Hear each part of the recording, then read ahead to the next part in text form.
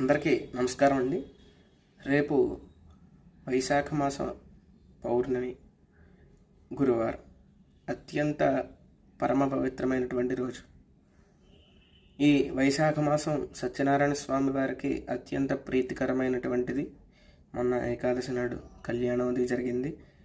అదేవిధంగా మనం వ్రత కథలో చూసుకుంటే వైశాఖ పౌర్ణమి యందు కానీ వైశాఖ మాసం నందు కానీ వ్రతం చేసుకోవడం వల్ల అత్యంత పుణ్యఫలాలు మనకి కలుగుతాయని చెప్పి వ్రత కథలో చెప్పబడినట్లుగా రేపు ఎవరైతే సత్యనారాయణ స్వామి వారి వ్రతాన్ని ఆచరించారో వారికి సమస్తమైనటువంటి దోషాలు పోయి అందరూ కూడా ఆయురారోగ్య మహదేశ్వర్యాలతో ఉంటారు.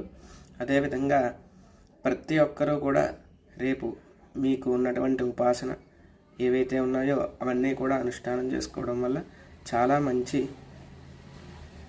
శక్తి మనకి లభిస్తుంది. అందరూ కూడా